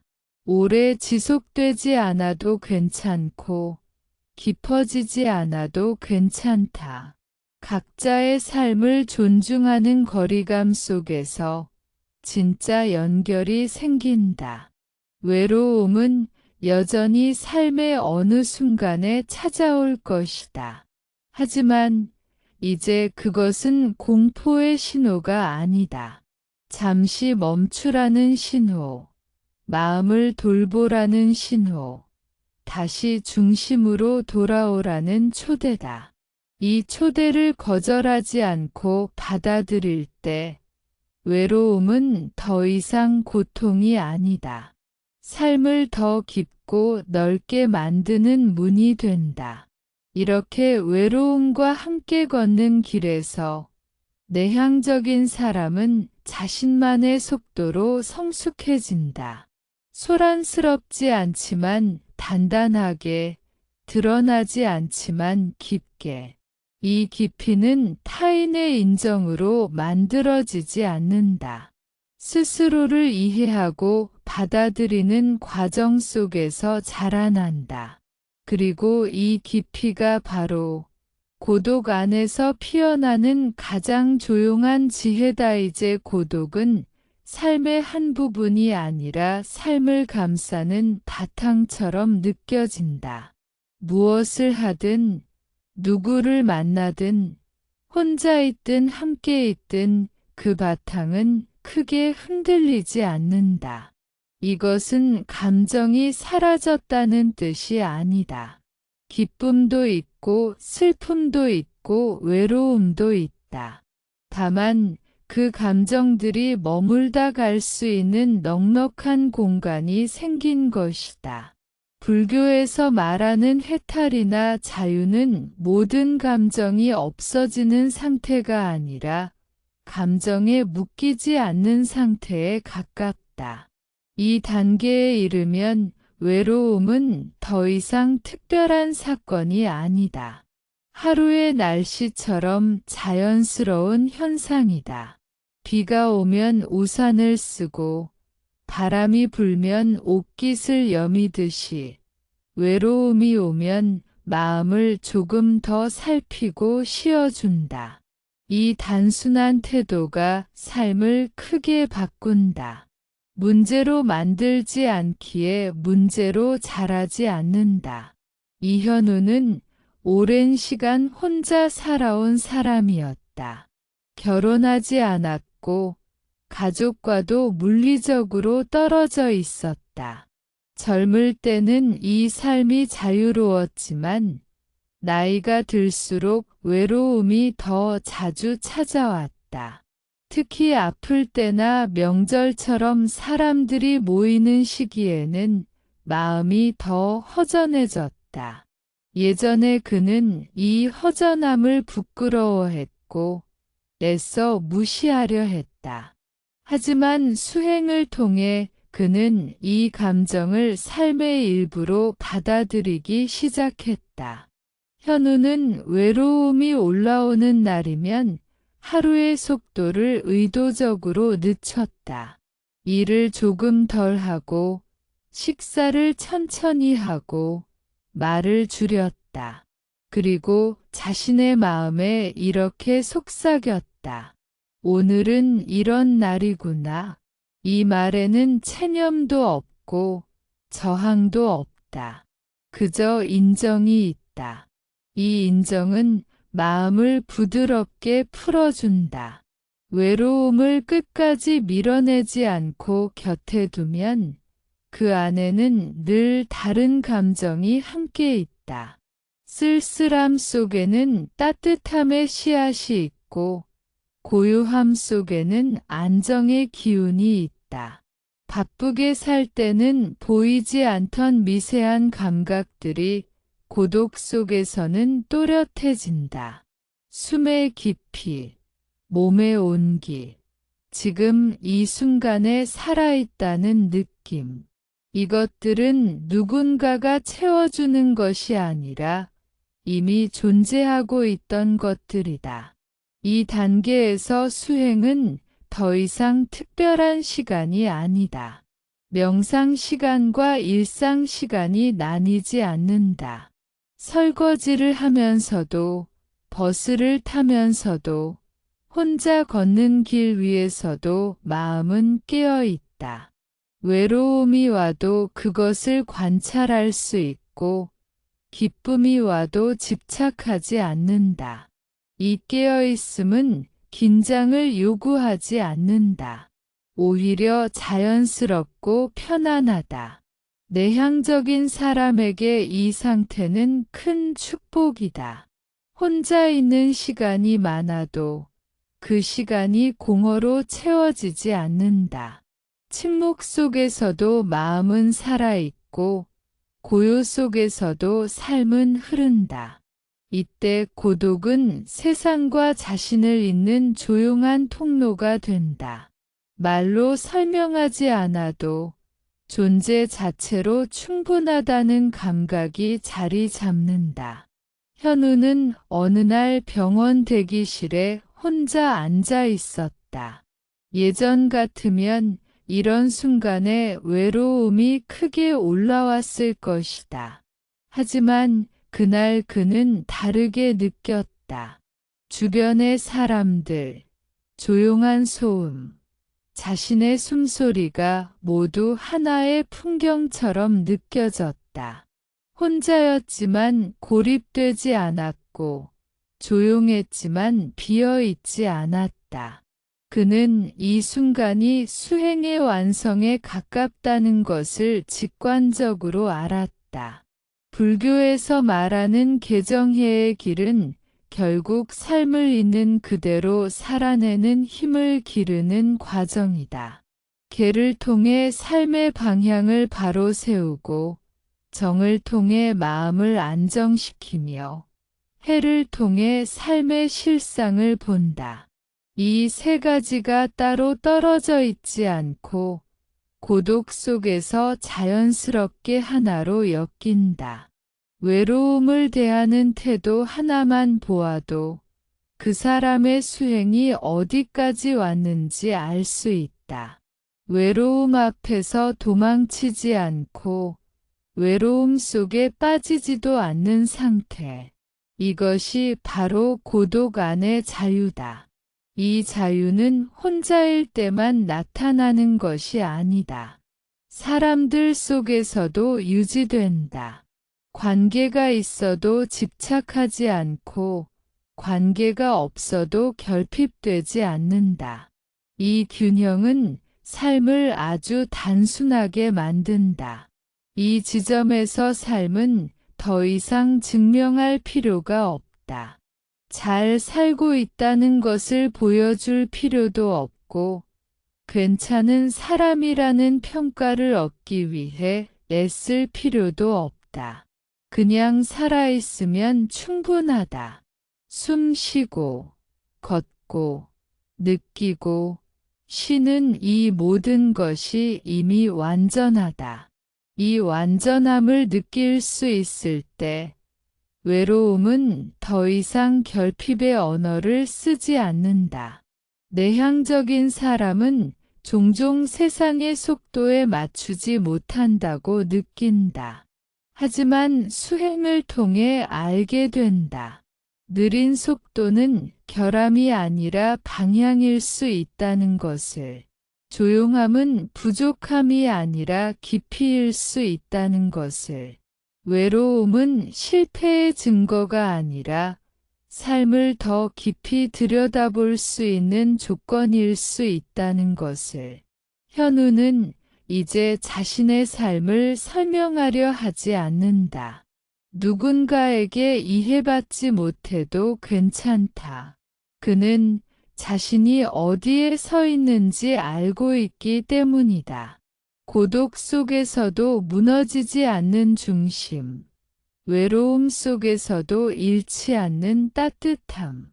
이것이 그가 오랜 시간 수행을 통해 얻은 가장 큰 선물이다. 이 길은 특별한 사람만 갈 수 있는 길이 아니다. 화려한 깨달음이나 극적인 변화를 요구하지 않는다. 다만 자신의 마음을 정직하게 바라보다 밀어내지 않고 판단하지 않는 연습을 반복할 뿐이다. 이 단순한 반복이 쌓이면 삶은 어느새 전혀 다른 질감을 띠게 된다. 외로움은 여전히 올 것이다. 삶이 있는 한 감정은 계속해서 생겨난다.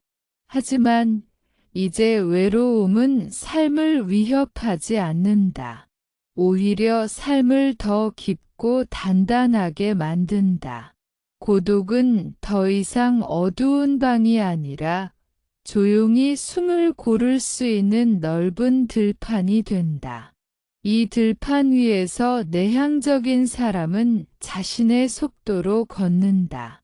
서두르지 않고 뒤처졌다고 느끼지 않으며 비교하지 않는다.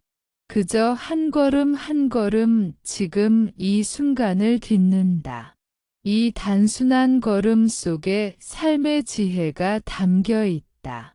이렇게 외로움은 변한다. 고통에서 배움으로, 결핍에서 충만으로, 두려움에서 안락으로. 이 변화는 외부에서 오지 않는다. 언제나 자기 마음 안에서 시작된다. 그리고 그 마음을 조용히, 꾸준히 돌보는 사람에게 고독은 가장 신뢰할 수 있는 것이 된다. 이것이 내향적인 사람이 외로움을 통해 도달할 수 있는 가장 깊은 자리다.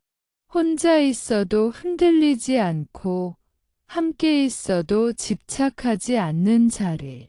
이 자리에서 삶은 더 이상 무겁지 않다. 조용하지만 분명하게 고독 안에서 안락하게 흐른다.